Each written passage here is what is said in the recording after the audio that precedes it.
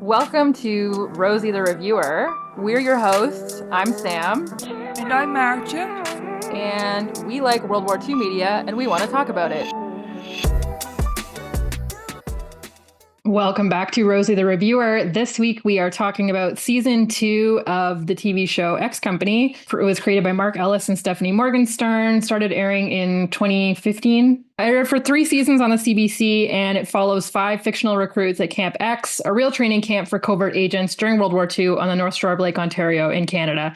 And just to briefly recap from season 1, where we last left everyone, Alfred has been captured by the Germans, Renee is alive, and Faber has killed his son. And of course, the overarching plot for season 2, the Dieppe Raid, is on the horizon. Yay! I feel like season 2 is sort of more rooted in history than season 1 was. Like, there's some stuff going on that's not literally what happened in real life, but it's at least based on stuff that happened in real life, which I think is really cool. And this is my favorite out of all the 3 seasons. How do you feel about it? Yeah, it definitely has a more direct historical underpinning, which is fun. And the stakes are super high. The season 1 sort of set us up and we got to know all the characters.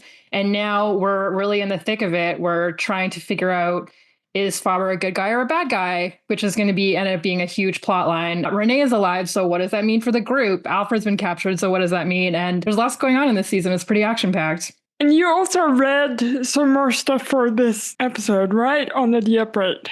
I did. I read Unauthorized Action, Mountbatten and the Dieppe Raid by Brian Loring Villa. I believe he was a professor at the University of Ottawa, I want to say. Yeah, just because I wanted to know more about the machinations behind Dieppe, I guess. I feel like there's been so many explanations over the years that just kind of felt like they fell short. And I think that if any national consciousness has been scarred by what happened at Dieppe, it's ours, obviously, in Canada's.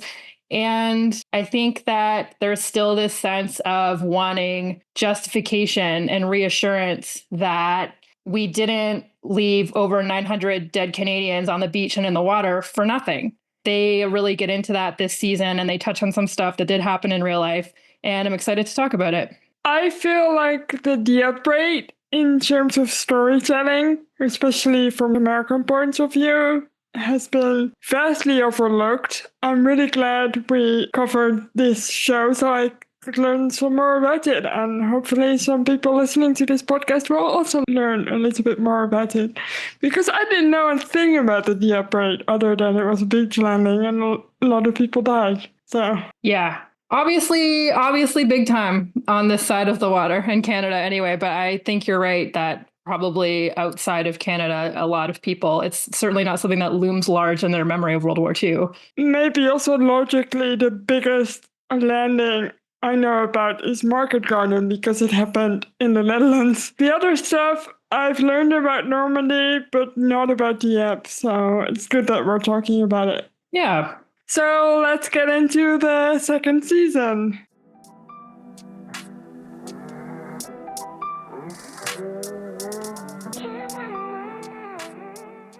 In episode 1, Camp X is on lockdown because Alfred has been captured, and as we know with his photographic memory, he is very likely to give up information under interrogation because they also don't know how well he will do in his interrogation. So the team is kind of left stranded in France. They cut off all communications with them. And Alfred, we find out, is being tortured by our friend Franz Faber and his goons in a interesting looking cage, which is in the middle of a room. It's very strange. And he's the only prisoner in the near vicinity too, which is kind of weird. But this torture scene is pretty intense. I just don't understand. It's like he's Magneto. Like, why is he in a cage in the middle of the room? Why is he not in a standard prison cell? Make it make sense. Because he's like the biggest catch Faber has ever gotten, I take it. I guess. Also, it looks cool if he's in the middle of the room. Yeah, we get this scene back at Camp X where Christina and Sinclair and everybody are frantic because anything that Alfred has seen, even for the fleetingest second, he will remember. So he's seen maps. He knows the identities of agents. He knows all about plans. He knows tons of stuff. And they're like, well, all bets are off. Everything that we have is burned. I really like how in season 1, when we first see Alfred get taken into Camp X, they make a point of flashing all the little bits of information in your face. And it's a pretty remarkable thing, really, to have that as a character thing, to just know everything. And I don't know if they do at this point, but in the beginning they very much underestimated him as an agent, too. He was very clumsy and kind of shy and scared and all that. So they're like, he might just give it all up. We don't know. Yeah.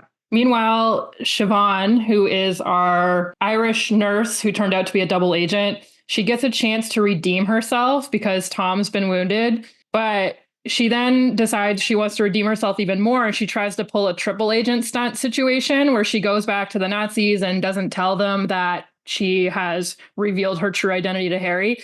But Forst, if you'll recall, Forst is Faber's little sidekick, sniffs her out. And so she kills herself rather than give up the group. Yeah, man, she just walks in front of a bus like it's no big deal. It's super violent and abrupt. Obviously, Harry had some kind of feelings for her in the first season, and then he was mad at her, but he doesn't seem too pleased about her dying. I mean, he wouldn't be, of course, but it's pretty shocking even for him. Yeah, for sure. I guess even if you know that you shouldn't like someone, maybe your feelings still get tangled up in it anyway, you know? Yeah, I thought for sure that Tom, at the end of season 1, was a goner. But he's still here. He has absolutely pulled through. Will he last? So that's the real question. Will anyone last in the show? Literally, y'all, like no spoilers, but they really will kill anyone in this show. No one is safe. So if you have a fave, start praying. A plane comes to drop Sinclair to help them out because they need to free Alfred because obviously he holds the key to all the secrets. And Alfred has done remarkably well against the torture from Faber, and there's actually a moment between them where they seem to connect about losing someone, and it's important for what's coming up later, so that's why I thought I'd mention it. But Tom, still wounded, is in pretty critical condition, but they managed to get him out on the plane that gets the others in, so he gets to safety in Canada. Yay! Yeah, and then we don't see Tom for a bit, which I have a hunch he was perhaps filming something else. Really? Do we not see him in episode 2? He's gone for a couple episodes, I think. He's clearly made a really big impression on me. Well, you can't like them all, you know? I do like him. That's the whole problem of the show, is that I think I don't like someone, and then they stick around, and I sort of like them, and then something happens to them. Yeah, y'all. Mart was like, I don't think I really like Tom. And then I was like, well, the actor leaves to go beyond Schitt's Creek at a certain point, so you won't have to deal with him for that long. And then a few episodes later, she's like, oh no, I'm starting to like Tom. I was like, yep, they get you.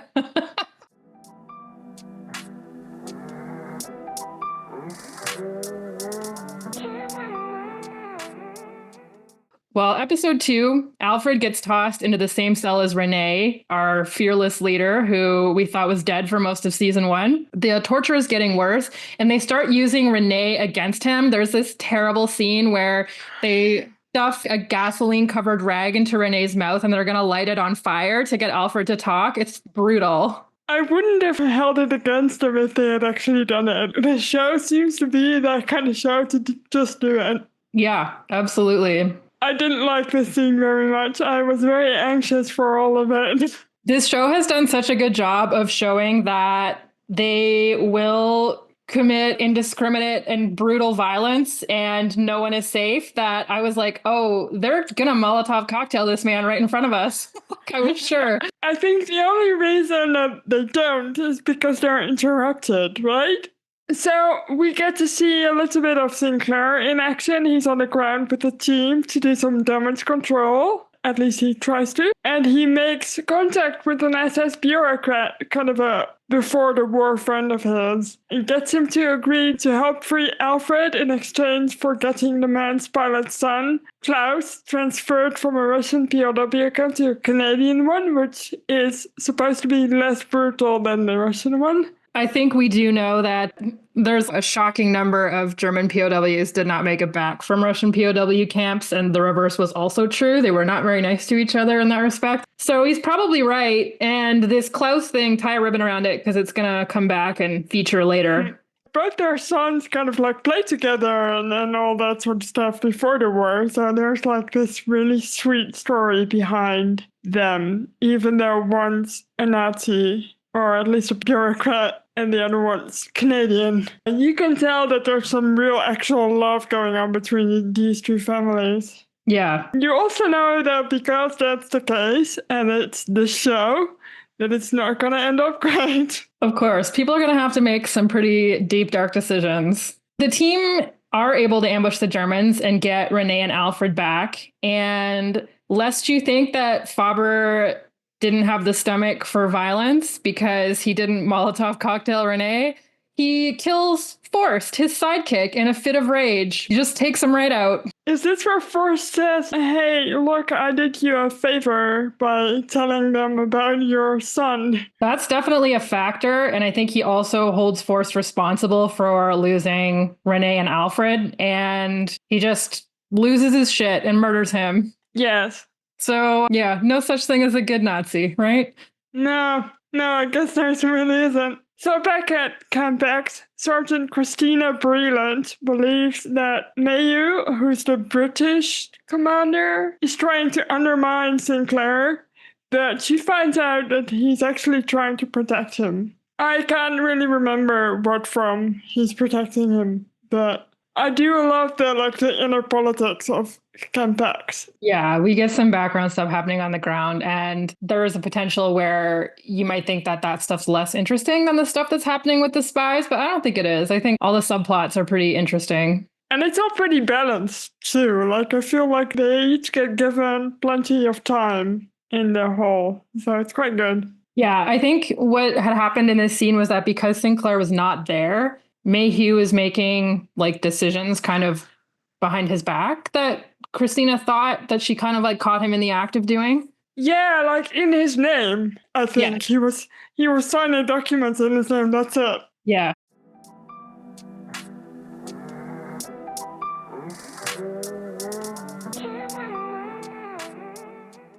Episode 3. The group, now that they have Alfred and Renee back, they have to try and get Alfred, Renee, and Sinclair back across the demarcation line so they can be taken to safety. They have to be debriefed. Renee's in rough shape, and Sinclair has to get back and take up his CO duties again. Yeah, Renee, he's both physically and mentally not in a very good shape. Aurora is trying to reconnect with him because she loves him, but there's not really much going on beyond him trying to just stay alive. He's just like, nope, can't do it. Don't want to talk to you. Bye. Yeah, he's definitely not the person they'll remember. No. In Canada, we get Tom back, and he's walking around hobbling. And he has an idea to help the team. And we also find out that him and Christina have done a little hanky-panky and are kind of sleeping together and have a little romance going on. Yeah, I do like it because the vibe is very much like coworkers with benefits. I don't think that they were planning for this to be a romance that was written in the stars. And I was like, good for Christina. They do make it feel like that, I guess, until something happens to some. Spoilers. Yeah. It turns out Renee broke under torture and revealed a shit ton of information to the Nazis. He tells this to Aurora. It's hard because she's definitely holding him responsible and doesn't think that he should have revealed all this information. But also, we know he's been tortured for like a year. So it would be more surprising if he hadn't revealed information, honestly. And so, yeah, their reunion is really complex and nuanced, I guess. And then they're trying to escape the Germans and the walls are closing in on them. And Renee does not want to get taken prisoner again. He just absolutely will not do it. And so Aurora kills him to prevent that from happening. with a knife. It's a very up close and personal death. She's holding him and then knifed him. And it's just, I'm smiling, but it's not because I'm happy about it. It's such a brutal thing. Yeah, she tells Sinclair that Renee broke under torture because he revealed probably a bunch of information about safe houses and shit that, they need to know about so they can change those things. But she doesn't tell the group, and she also definitely doesn't tell anyone that it was her that killed Renee, which will come back to haunt her. As do many other things in the show. Yeah. So Alfred covers for Aurora when Sinclair asks why the Nazis were able to take him alive. Because if you remember from our previous episode, Aurora had the chance to take Alfred out to shoot him, because the worst thing is for him to be captured and reveal all this information, right? So she was ordered to kill him if she had a chance. And she has a shot on him and she doesn't take it, but Alfred covers for her with Sinclair. I think fueled by feelings a little bit for sure. And Alfred then by Sinclair gets told about the Dieppe operation and the plan that they have. Like, Alfred is privy to some information that the rest of the team isn't necessarily. And in this episode, they reference German subs used to cruise up the St. Lawrence and try and drop guys on land so that they could infiltrate Canadian society. But also, there were some POW camps because a lot of captured German POWs were kept in Canada. And so they would try and land guys to help these guys bust out of the POW camps. And then the idea was that they would come back and get in the submarine and take them away. And it would be like a big morale thing. And I don't know how successful any of them ever were, but the fact that it got referenced in this episode, I very much liked, because that was part of what my grandpa did in World War II. He was working on the big guns that were keeping watch for the submarines at night as they came into the St. Lawrence and try and take them out. So remind me, what is the St. Lawrence? It's a big river. All right. I knew this at some point and then I kind of forgot. So thanks. Yeah. So they would come from the Atlantic into the big Gulf of the St. Lawrence, and then the river goes down and meets up with the Great Lakes. Right. And also this guy, he looks so motherfucking evil right from the start. You're like, that guy is evil. Oh yeah, the potential German mole that we learn more about next episode. Yeah. Yep.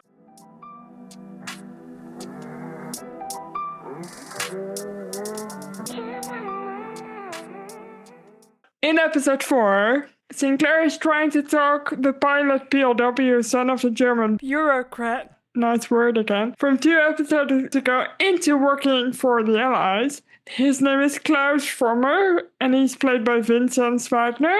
He likes Sinclair. You can tell that he's kind of glad that he's there, but he doesn't necessarily immediately respond to Sinclair's request. And Tom lends a hand before he heads back overseas to rejoin the team and leaves a letter, I think, for Christina. Yeah, something like that, I think. Yeah. I'm going to have to make it the rating for this show bureaucrats out of 10, as is my custom of choosing words that you hate. No, you're so mean. I think it should be something else. I don't know what yet, but not bureaucrats. Well, you just said it perfectly, so now I can't use it anyway.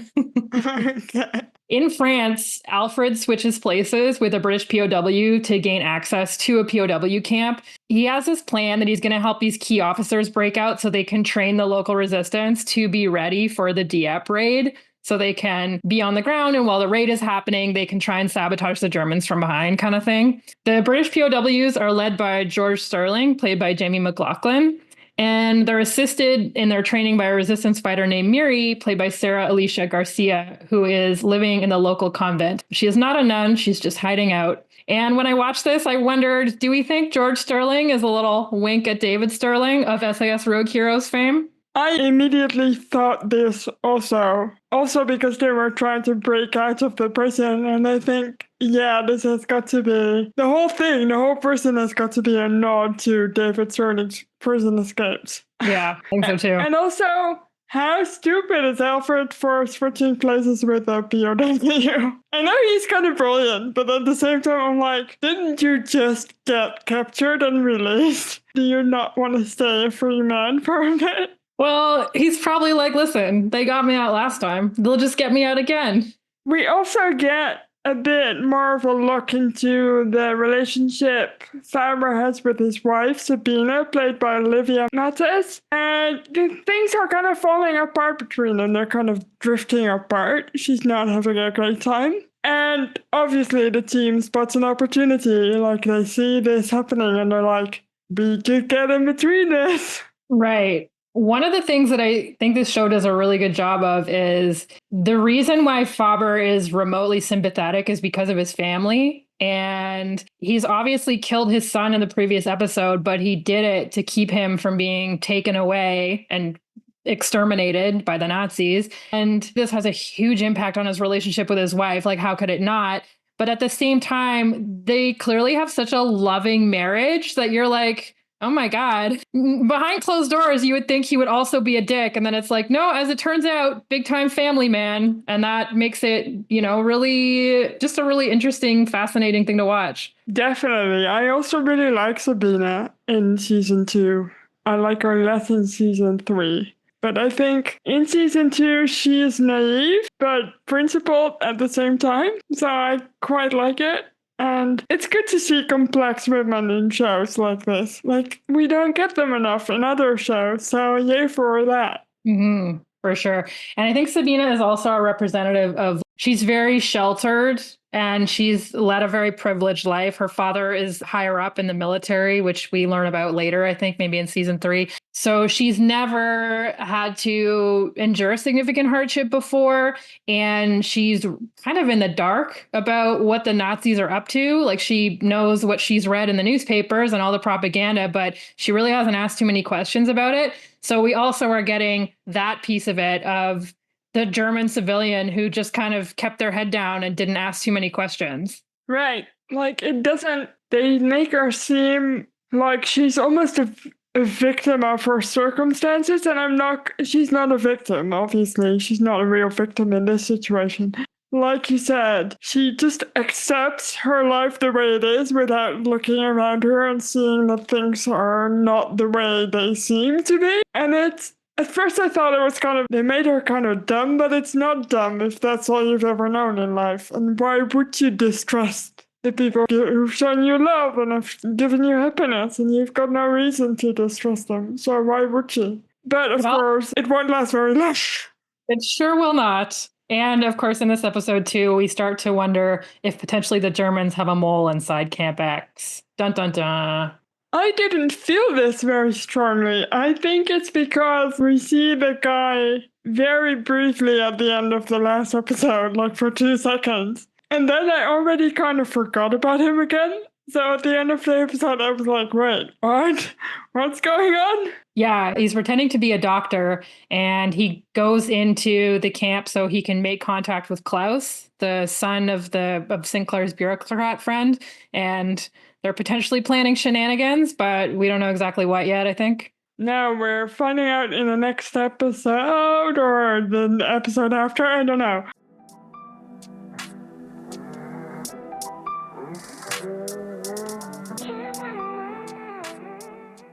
Anyway, in episode 5, the team and their newest recruits are training resistance fighter in the woods, including Mary and George. And Mary is pretty kick-ass lady. I really like Mary. But also, once again, you're not allowed to like anyone in this show. Absolutely not. Aurora, meanwhile, having spotted the opportunity in the last episode, is on a quest to establish a relationship with Sabina, who's Faber's wife. And Sam has put a little note here emphasizing that there's a very weird scene where they're talking German and then accented English, and they've done it before, I think, in the torture scene with Alfred and Franz Faber. And it's such a weird, make up your mind, just speak German with subtitles like you do in the rest of the episode. We've talked about this. We talked about this in the last episode, I think, where the characters will speak in an accent when they're meant to be speaking French or German or whatever. But this scene was especially weird to me because they spoke in German for 6 lines of dialogue, and then they switched to English with a German accent. And I was like, dude, just do the whole scene in English with a German accent. It's just more jarring if you include some German and then they switch. Yeah, and I feel like for Aurora, especially if she is playing a character,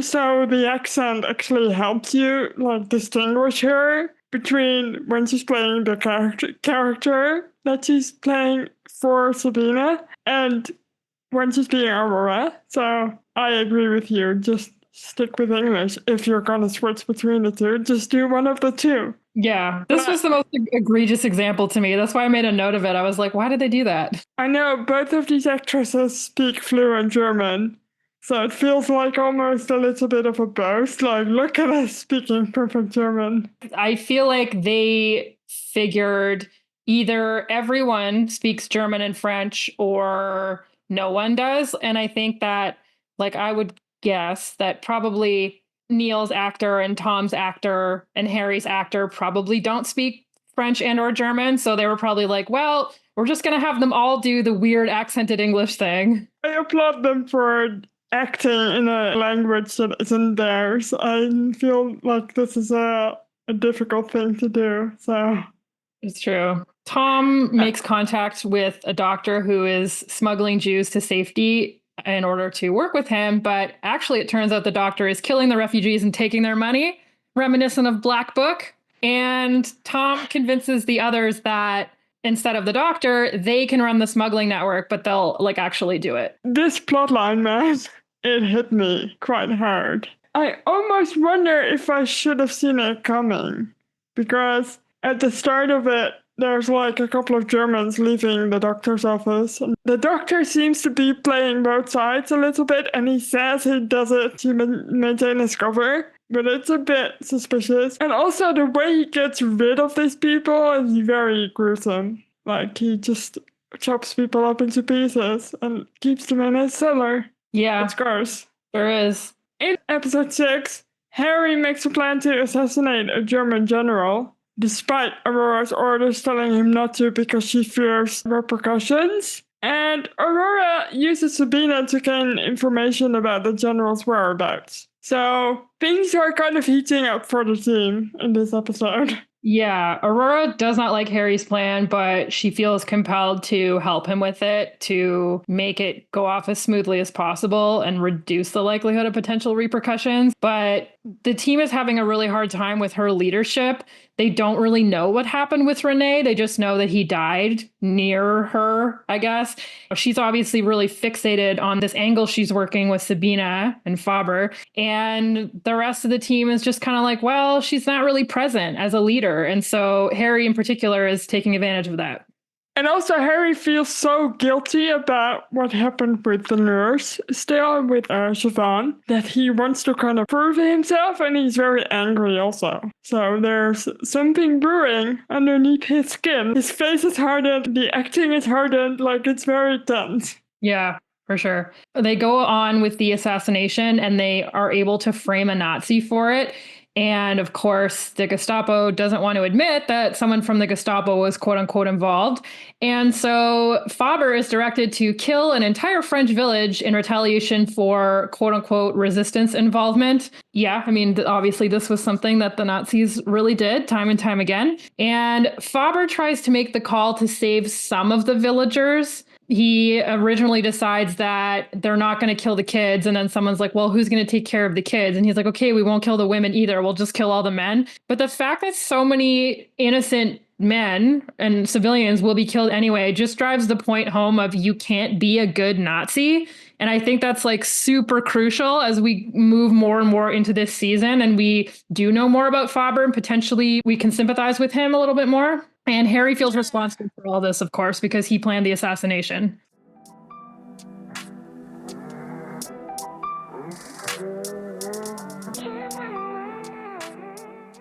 In episode 7, Neil and Alfred suggest hitting a local auto plant that's to be refitted to build tanks. Aurora is a little bit leery after what happened in the French village, but okays it on the condition that there will be no civilian casualties. And of course, there's no guarantee in any of these situations that there's not going to be any civilian casualties. So very wishful thinking. But Miri and Neil have started a relationship. When they try to hit the factory, everyone in their forest camp gets captured.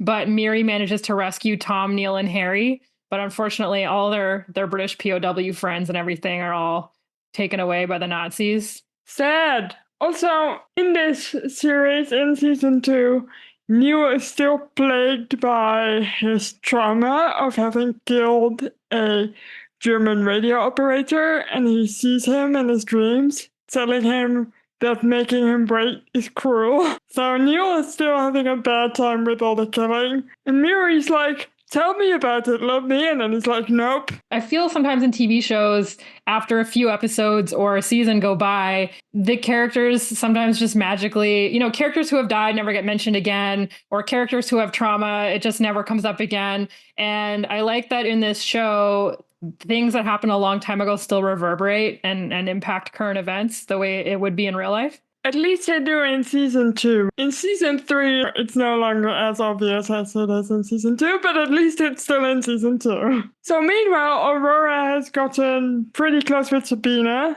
and she uses that relationship to steal her keys. Alfred discovers in Faber's safe quite a lot of papers about them as a team, so Faber knows a lot more about them than they think. And as he's kind of lurking around, like spying on Aurora in a church, being very conspicuous to everyone except for Aurora herself, he learns that Aurora killed Renee because she tells Sabine about it. So now Alfred knows about Renee, but he doesn't seem too upset about it. But he's the only one. He's like, sweet, she killed her old boyfriend. Now I can get in there. No, I'm kidding. That's not the vibe at all, but funny to think about. Yeah. And then quite a strange turn of events, at least from a logic point of view and from a smart things to do point of view. Aurora and Sabine leave town together without telling anyone. They get on a train. Yeah. I like that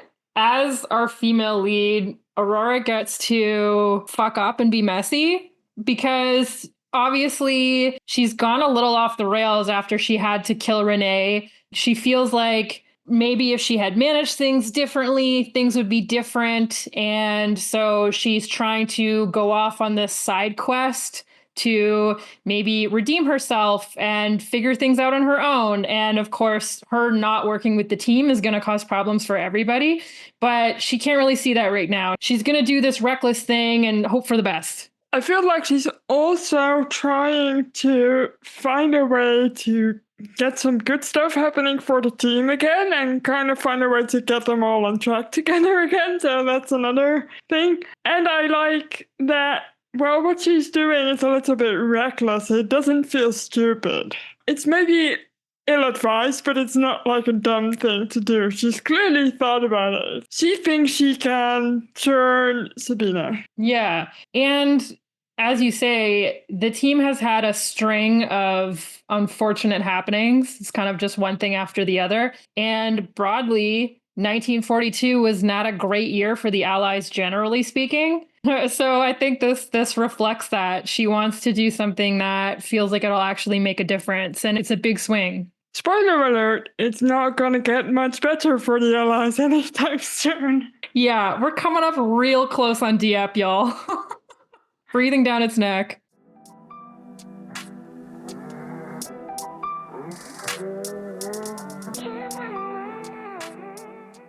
Episode 8, Sabine gives Aurora this big fancy necklace. It's obviously very expensive, and Faber gave it to her as a gift. And we know that big fancy necklace was stolen from a Jewish family. There's this whole weird thing with the provenance where Faber's boss sort of cagely gives him this necklace. That's what happened, right? It comes from his boss, who's like, yeah, you should take this necklace as a reward for all the good stuff that you've done. And Faber's like, well, isn't it supposed to go to the Reich? Like, I don't want to get in trouble. And we sort of get the vibe that his boss is maybe doing it as an insurance policy where, like, if Faber steps out of line in the future, the boss can be like, go check his house. He has this expensive necklace that he's stolen and didn't give to the Reich or whatever. I don't think anything ever really like comes of that plot line, but that's kind of the vibe that we're at. So he gave the necklace to Sabine because he couldn't really turn it down. And Sabine gives it to Aurora. And Aurora they're in the train and they're having this very frank heart to heart. And Aurora tries to explain the truth to her about everything that's happening, what the Nazis are doing and the concentration camps and all that stuff. But Faber shows up to get Sabina and he recognizes Aurora. So, oh shit. So now Sabina is the only one in the room who doesn't know that Aurora is a spy. This scene is so tense and uncomfortable, guys. And Sabina is like still at this point, still very naive and not really believing Aurora immediately. She's like, no, I got that for my husband. He gave it to me as a gift. And then I think Aurora shows her like the initials on the necklace as proof that this necklace belonged to Jewish people. Like it's obviously stolen. It's a race against time to get word back to Campex because France and the Gestapo are planning an attack against Hydra, the signal tower based at Campex, through which crucial international allied communication passes. Please don't destroy it. Meanwhile, the Dieppe landing is imminent and they must make their way there. Alfred tells the group that Aurora killed Renee. Like, it's not a fun time right now. That goes over like a lead balloon. I love that Faber is the bad guy in this. It's like, not only is he trying to chase the team down, but it's also him behind the nefarious plan to attack Hydra. It's always Faber pulling the strings. Yeah, realistically, he's not up high enough to make those goals, I think. But we don't want to introduce a bigger evil than Faber, I guess. Yeah. Well, as we know, the new doctor at Camp X, he's a Gestapo mole. He makes contact with Klaus and recruits him to participate in this attack on Hydra.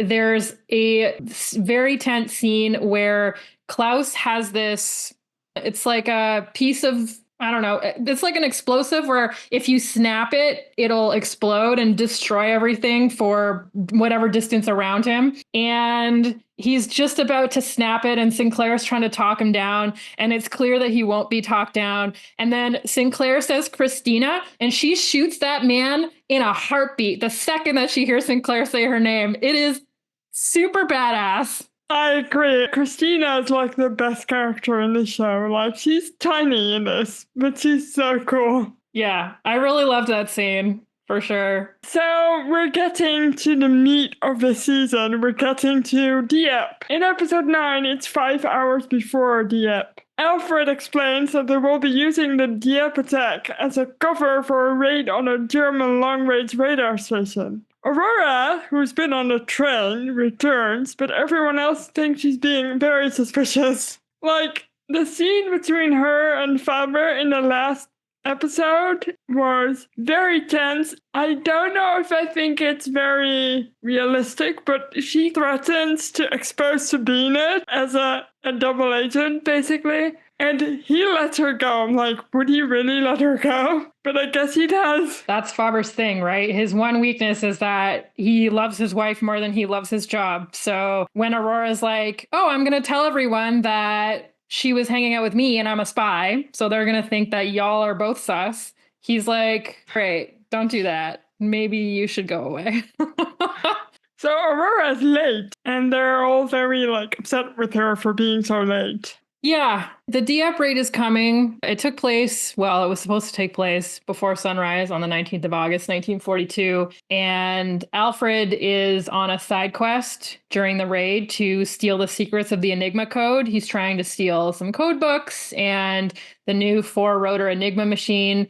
The Germans had a 3-rotor Enigma machine, and then earlier in 1942, the Brits had cracked the code, or at least partially, so they knew where the U-boats were, and they could kind of track the German movements, but then the Germans got a 4-rotor machine, and they were back to square one in the dark again. So that's what Alfred's doing. He's going to try and steal an Enigma machine. Faber is onto them, though, because he hears that the raid is happening, and he's like, wait a minute, it's weird that they only landed a couple thousand guys. It's way too small for an invasion. What are they doing? So he gets suspicious and he has the Enigma machine moved before Alfred can get to it. I totally missed the fact that he moved it. I must have been half asleep when watching this episode or something. For those of you who don't know, I think most of you will, but the Enigma machine is a German code machine, and it looks like a fancy typewriter with lights on it and little rotors that kind of determine the combinations, and there's many millions of possible combinations in this code machine. It's so brutal. Like,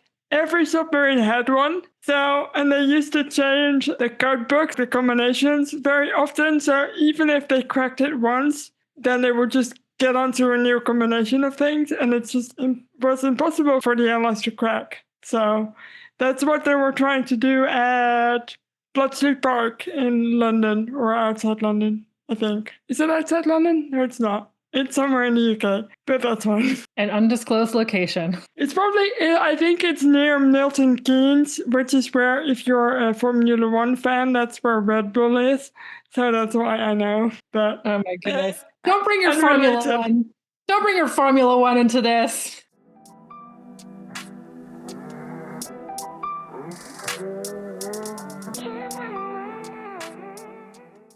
You talk about the documentary that we've both seen by a historian who's also a baseball player. I thought this was funny because you like baseball. Oh, I didn't know he was a baseball player. I did know he was Canadian. Yeah, so this side quest of Alfred's to steal an Enigma machine and related codes and code books, etc., intelligence, is based on a documentary that came out in 2013, perhaps, called World War II Top Secret, Dieppe Uncovered. And it focuses on the work of military historian David O'Keefe, who suggests that Ian Fleming of James Bond fame formed a commando unit that was tasked with infiltrating German naval HQ at Dieppe during the raid, with the hope of stealing German codebooks in a four-rotor Enigma machine. And he posits that this was the real reason for the raid, and then the raid itself was kind of like a diversionary tactic. And similarly, there's an American professor named Leah Garrett who published a book in 2021 called X-Troop, The Secret Jewish Commandos of World War II, which details how it was supposedly 5 refugee Jewish German agents who were trained to carry out this mission. So there's lots of scholarship. Obviously, Dieppe went disastrously wrong, so there's been a lot of ink spilled about it. And while I haven't read Garrett's book, obviously we did watch the documentary, and I read another book about Dieppe. And I do, of course, think that it's true that different units sent into combat that day were assigned to gather intelligence if they were able,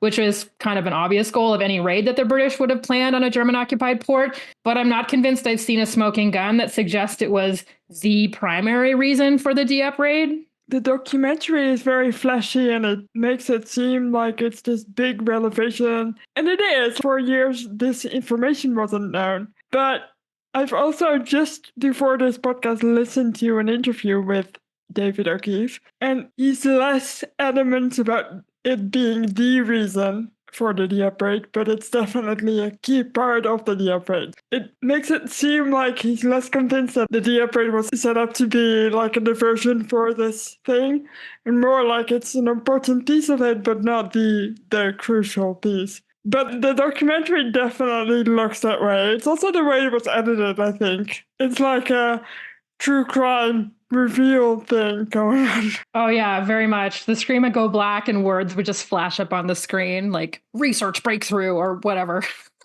It's just brilliant. But yeah, I do wonder what the book's like. I wonder if it's as nuanced as I hope it is. Yeah, I think when you study history, and not that I'm a historian, but I have an undergraduate degree, so I perhaps know slightly more than the layman. I think generally speaking, you avoid making sweeping conclusions based on one or two small pieces of evidence. You can, of course, present those pieces of evidence and extrapolate potential meanings, but for him to come across a couple of mission reports that suggest that Ian Fleming was nearby on a boat during Dieppe, to suggest that that implies that the whole point of the raid was this intelligence gathering mission, like, to me is a leap. And I haven't actually read his work. So as you say, he's probably a little more circumspect on paper. Like, this documentary was probably a bit more flashy than he might have intended. Yeah. I don't know. We talked a little bit about this offline before recording as well. And I thought one of your most compelling reasons for it not to be the reason that the Dieppe raid was executed was the fact that Churchill didn't mention it in his war memoirs. You think he would if it was? Yeah, in the Villa book that I read, he mentions that when Churchill was working on his memoirs, or not his memoirs, sorry, his history of the Second World War from his perspective in 1950, he wrote to Mountbatten, who was the head of combined operations at the time of the Dieppe Raid. And Churchill wrote to him and was like, hey, why did we do Dieppe again? Who approved that? And Mountbatten was he didn't have specific information in his reply. And so Churchill tried to do some digging and was not able to come up with a satisfactory answer because Churchill was technically out of the country in the couple of weeks before Dieppe. So Mountbatten was like, oh, well, I brought it to the chiefs of staff and they okayed it, but we don't have any record of decision on paper that happened. And so Churchill being out of the loop surprises me if it was an intelligence mission because Churchill was so directly involved with the special operations executive. In December of 42, they had a meeting with Churchill, Mountbatten, and the chiefs of staff where Churchill sort of came after Mountbatten for, did you really get authority to do this raid? Why was it approved? Blah, blah, blah. And the chiefs of staff also censured Mountbatten for not communicating with the intelligence services in December of 42. So to me, it's surprising that would happen. Like, are we to infer that neither Churchill or any of the chiefs of staff were in the loop on this as an intelligence mission, if it was one? And I personally think it's more likely that if intelligence services saw the raid as a means to achieve their own ends, this was incidental. Yeah, like the upgrade was going on anyway, and they just saw it as a chance to also gather information and intelligence. That seems to be the more logical explanation for it. For the people who don't know a lot about the Dieppe Raid was meant to go ahead, was it 6 weeks before it eventually happened? And they cancelled it, and then apparently Mountbatten, mostly on his own, was like, yeah, go ahead, go do it now.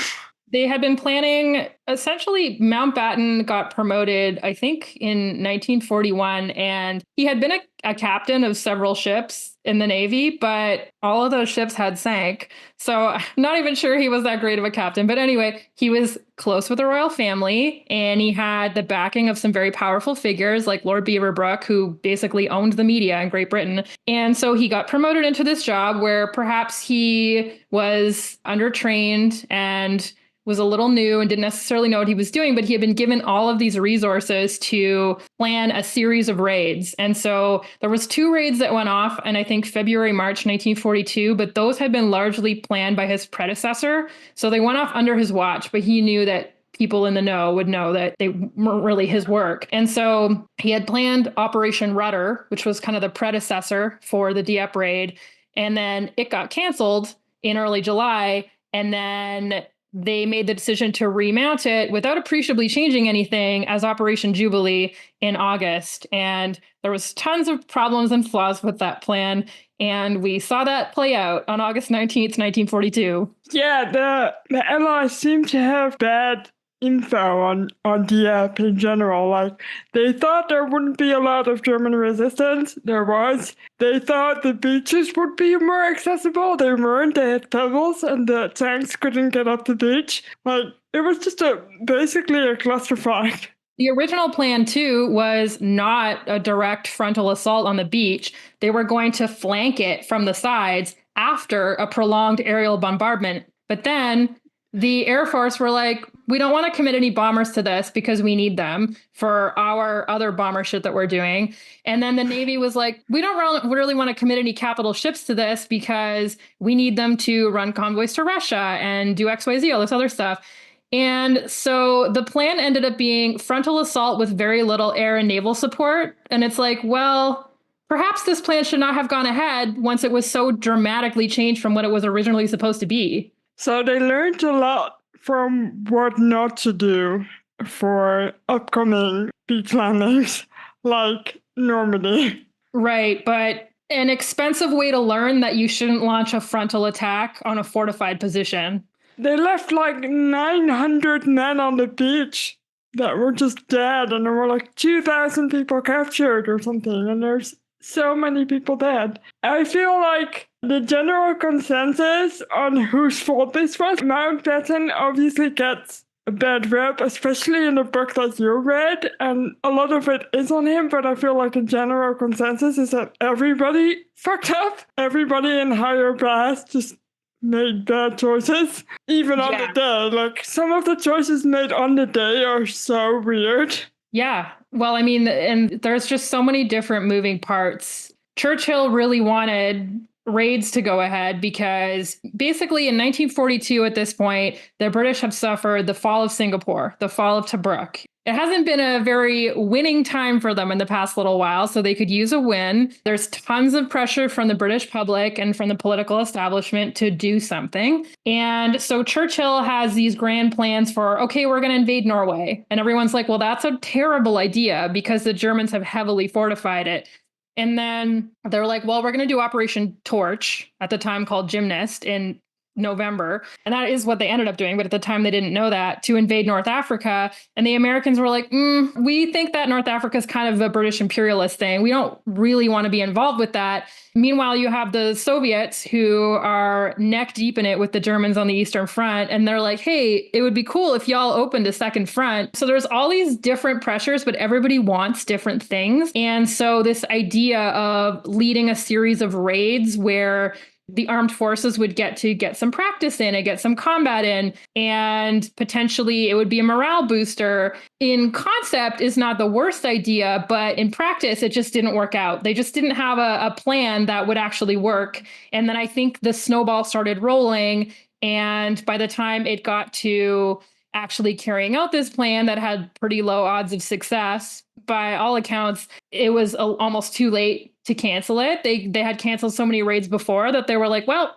guess we're going ahead with this one. I mean, and you can see by the way that the chiefs of staff didn't leave a record of their approval, but they clearly knew something was up. So they didn't want to tacitly approve it, but they also didn't want to tacitly disapprove it. So I don't know. It was a whole thing. It's very complicated, but I guess we'll never really find out the whole truth. I feel like there's too many people who don't want to be complicit to the failure for it to be completely resolved. The unfortunate thing is that at the time, there were a lot of Canadian troops who had been in Britain since 1939 and hadn't seen any action yet. And back home, the idea of sending people overseas was very unpopular with French Canadians. And so Mackenzie King, who was the Canadian Prime Minister, had done a referendum being like, hey, you know how I promised no conscription? Would you guys be cool if I reneged on that promise? And everyone in English Canada was like, yeah, that'd be fine for us. And everyone in French Canada was like, fuck no. So he was like, well,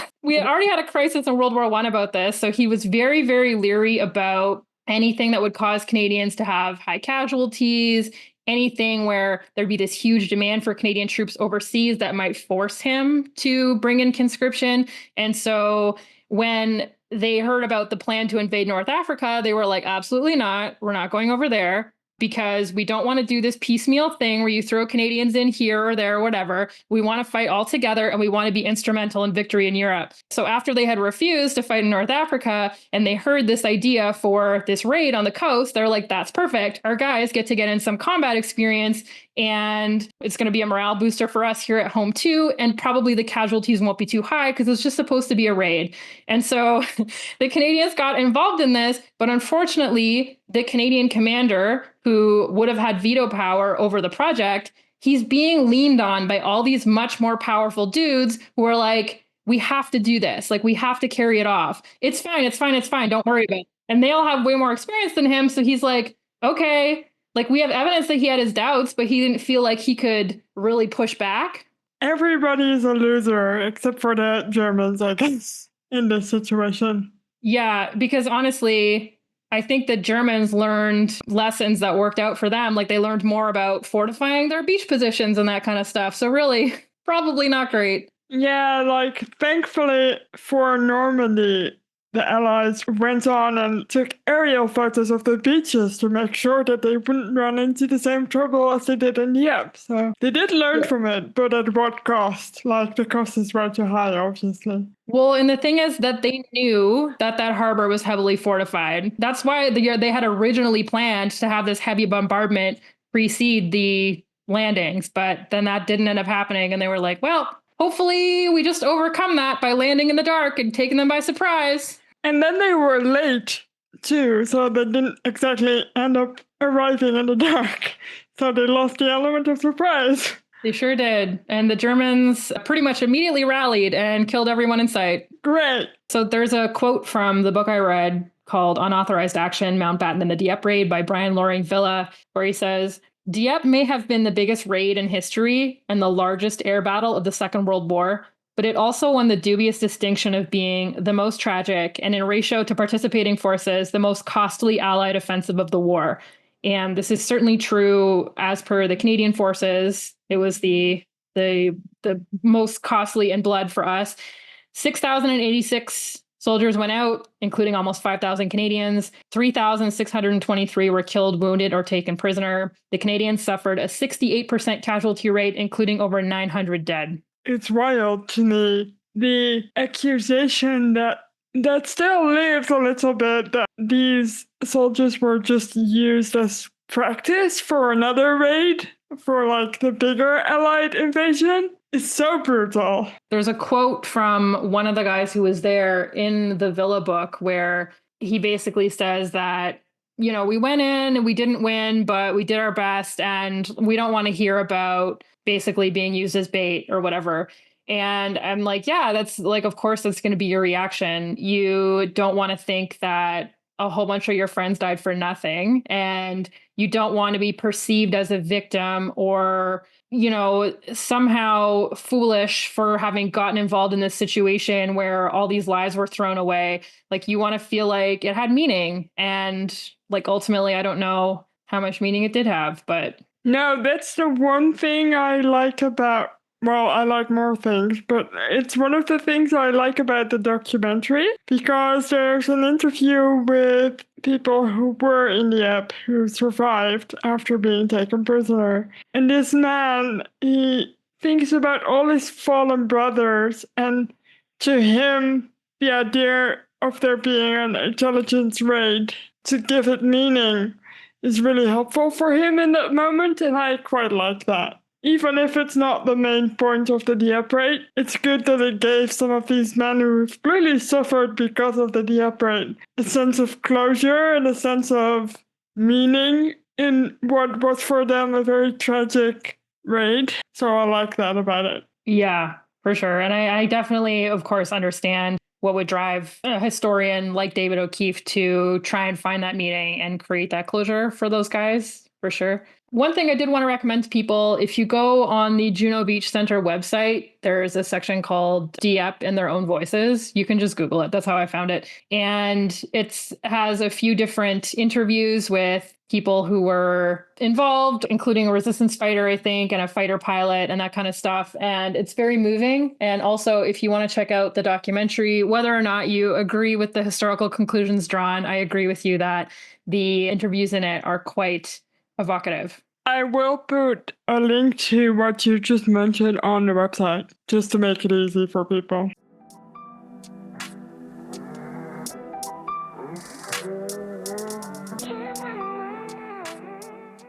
Anyway, there's one more bullet point to this episode.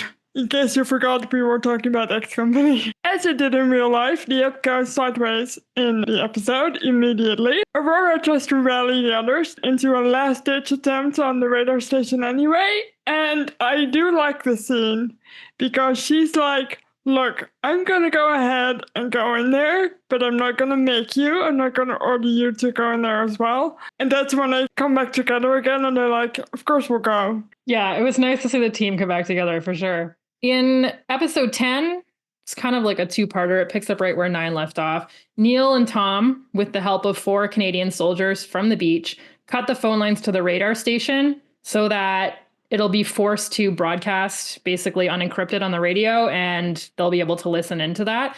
And this is actually based on a true story about a British radar expert named Jack Nissenthal, who led a team of 11 Canadian soldiers in an assault on the German Freya radar station during the Dieppe Raid.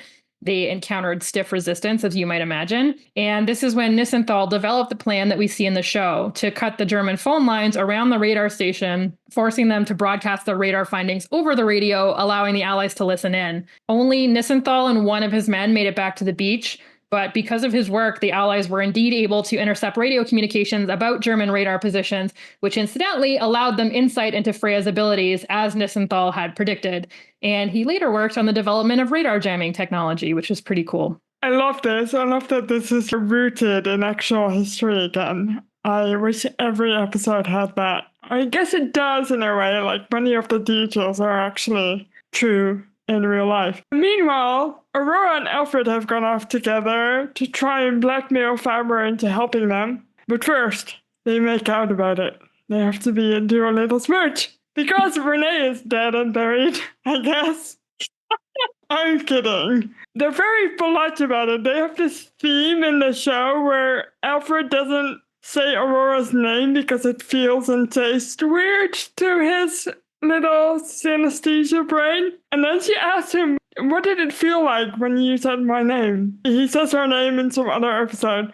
And she's like, what did it feel like? And then he kisses her. It's quite sweet. I'm not gonna lie, it was kind of cute. It's not like super aggressive. It's just sweet. It's not too heavy, this whole relationship. It does lean a little bit more into the soapiness of the show that the rest of the show really doesn't have. Like, it's a pretty serious show, but this element of it is quite lighthearted and sweet. Yeah, I guess it's nice that the people involved still get to be people, even though so much of their lives are committed to this work that they're doing.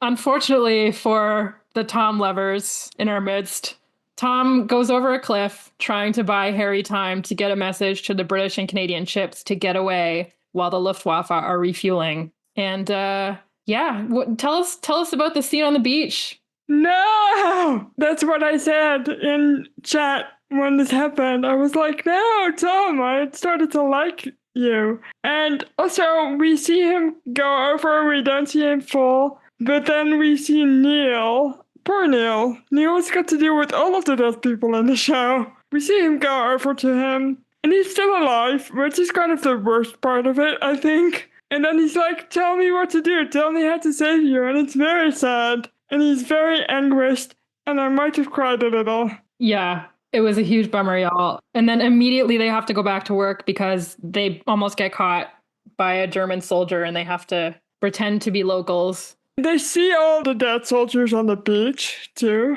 in the scene, which is just brutal, I think. Harry attacks a stray German, and I thought Harry was going to get killed here, but at the same time I was like, no way, they just killed off Tom. They can't also, in this moment, immediately kill Harry. Yeah, so they didn't. I think his reaction's really understandable too. I mean, if you go and look at pictures of Dieppe now, they're still very shocking to look at. Just the scale of senseless death, I guess. Yeah, and there's something about the Pebble Beach too that makes it extra jarring. I don't know why, but the mega big pieces of pebble, that's not a word, of rock, I guess. They just seem so brutal, too. Like, these people had nowhere to go. They were just sitting ducks. Yeah.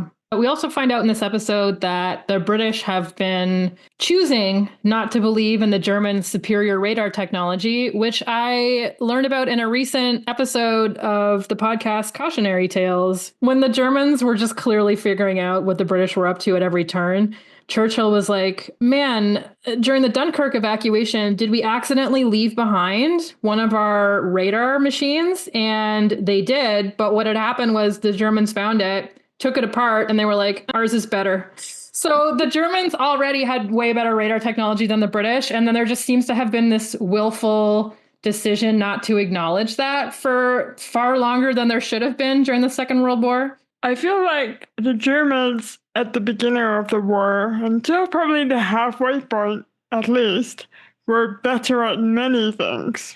Like even the code machines, like the Enigma machine. It took the British, after they failed to take information from the app, it took them another 6 months, I think, to crack the Enigma machine. So the Germans, as much as we do not like them in World War II, they kind of knew what they were doing for the longest time until, like, the Allies got their shit together. Yeah, for sure. Also in this episode, Faber makes a last-minute choice to help him out. He's like, I guess I will help you because they did my son dirty. So here I am. I'm gonna be a double agent. Enjoy. Yeah. And gosh, the whole thing about Faber and his son, it's so much of what drives him to potentially work against the Nazi war machine and maybe help these guys, although it's still kind of up in the air. We don't know how committed he is, but all of this is because of this son that he lost. And it's going to come back later in the third season. It never really leaves us, this motivation of his. I can't remember which episode it is where he talks about it, but he's talking about his son who had Down syndrome. And he talks about how Uli only had one big feeling at a time. And it was like just the most beautiful thing. You could always tell when he was happy or when he was sad or whatever. And then that is going to come back at the end of season 3 when Faber's commitment to the cause is really tested for the last time. So this happens in this episode, actually, when Aurora and Alfred go to try and persuade him to work on their side. He breaks down about Uli. And then he says, no, get the fuck out of my house. But then at the very end of the episode, he's like, guess I changed my mind. I did not trust him yet at this point. I was like, I do not trust this man at all. Like, he's just going to turn around and screw them over. And to be very honest, I'm still not entirely sure whose side he's on. That was the one thing I didn't want to spoil because me and Mart are the same. Like, we feel the same about spoilers. We can still enjoy a show or a movie if we know how it ends. And sometimes I enjoy it even more because I can see what the foreshadowing is and I can be like, oh man, that's so neat. That's going to tie into XYZ later. And I can tell how all the themes are going to come together. But that was the one thing I didn't want to spoil because it just feels so intrinsic to the show. I mean, that's the whole point. Is Faber going to come down on their side or not? I wonder, and I'm not sure if you feel the same way, but because I've seen so many pieces of media, not just World War II media, but just in general, I enjoy a lot of like crime and spy stuff and like storytelling a lot. So I kind of think I know how it's going to end. Just from a storytelling perspective, I know where the show needs to take it for it to be a decent ending.